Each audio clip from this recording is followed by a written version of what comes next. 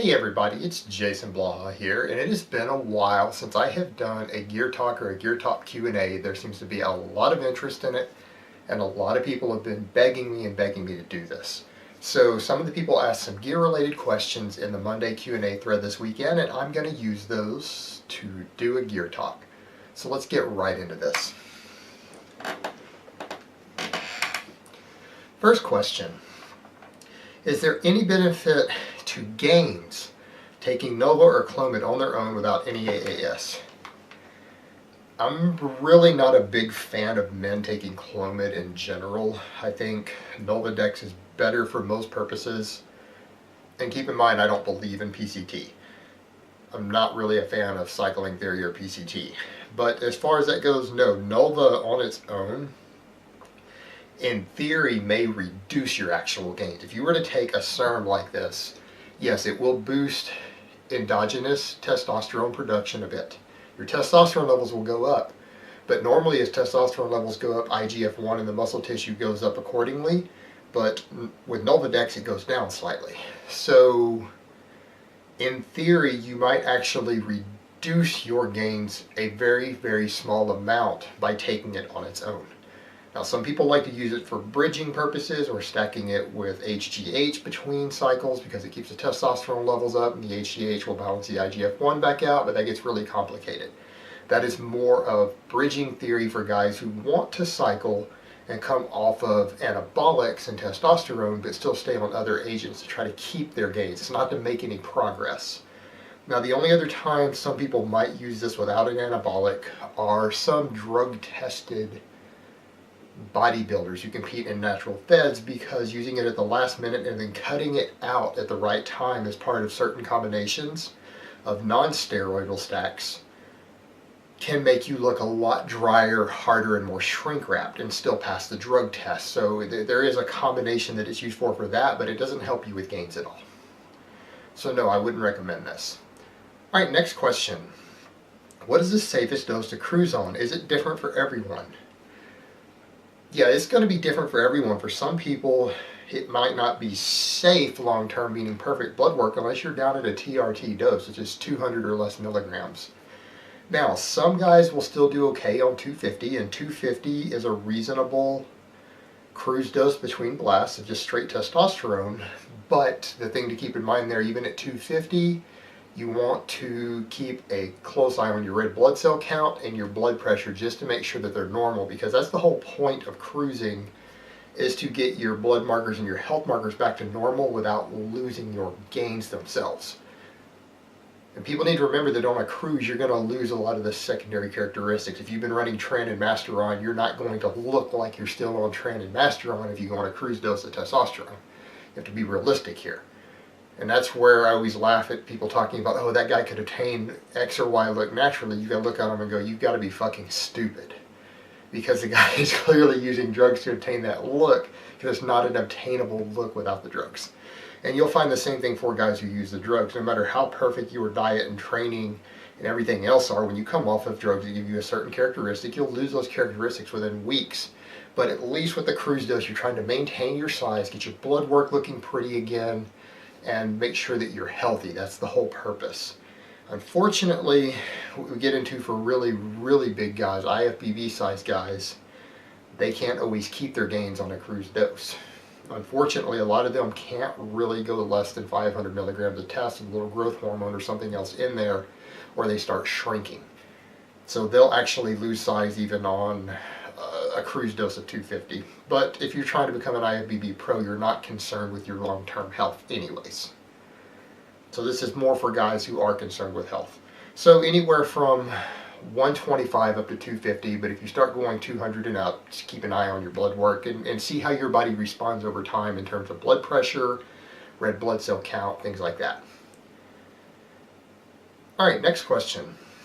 What is your opinion on TNE pre-workout? Any personal experiences? TNE means testosterone no ester. That is also testosterone suspension. Yes, I have a lot of history with this compound, both personal use as well as manufacturing it and running it in drug-tested American football players.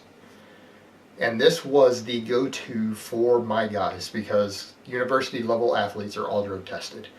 And we always went with this one because it gives you such explosive amounts of power and strength and speed, but it's in and out of your system fast. And even though this is the original first anabolic steroid and the most simple one ever made, because of the simplicity of it, it is still possible to use it year round and pass every single drug test known to man, as long as your injection frequency is right. And that's why it is very, very popular for that. This is the go-to drug for anyone who doesn't have millions of dollars and can't afford designer drugs. This is your go-to base compound if you compete in a tested sport, whether it's Olympic lifting or football or anything else, because it will make you stronger, it will make you faster, it will speed up recovery, it will improve endurance and training stamina, it will make you a better marathon runner.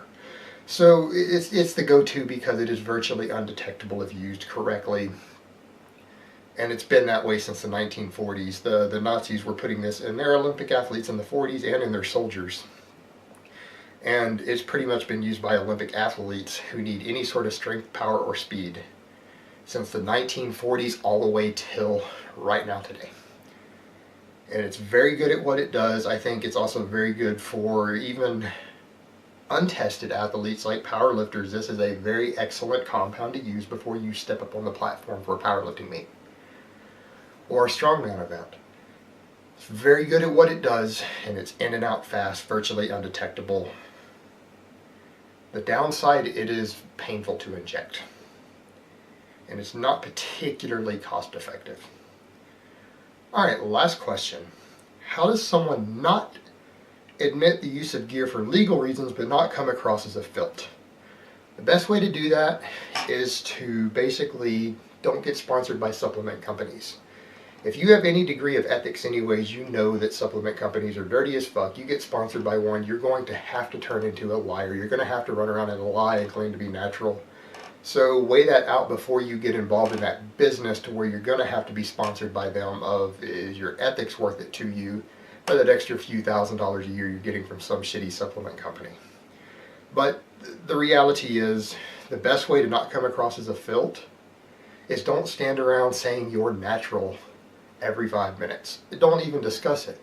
If someone asks you if you're natural and you don't want to admit to it, reply back with a question. If they ask you if you're natural, ask them, well, are you natural? Or if they ask you what sort of drugs you take, ask them, what sort of drugs does your mama take? I've actually heard Kai Green do that to somebody at Body Power this year. They asked him, what sort of drugs does he take? And he looked at them and says, what sort of drugs does your grandma take? What does she have in her medicine cabinet? Rather than answer the question and come across as a filt and lose his sponsorships by admitting to anything, you just retort with a question to let people know that their question is stupid. Because at this point, in all honesty, if you guys can't look at any of the IFBB guys, and even half the guys holding Natural Pro cards and tell their own gear, there's really no point in even discussing it with somebody that's stupid and naive at this point. I mean, these people are just gullible. But the best way is to just never run around saying you're natural. That's what makes you a filt, is the actual direct act of lying. You can avoid admitting it so that you don't get in trouble legally by just changing the subject and avoiding the question. A filt is someone who very clearly uses gear or other PEDs and tells you that they are natural and drug-free, that they're an actual liar. That's the definition of what when we say a filt, that is what we're talking about. Alright guys, so that's really all I have to say on that today. So I hope it's been informative, but let me give you guys a bicep shot before I go.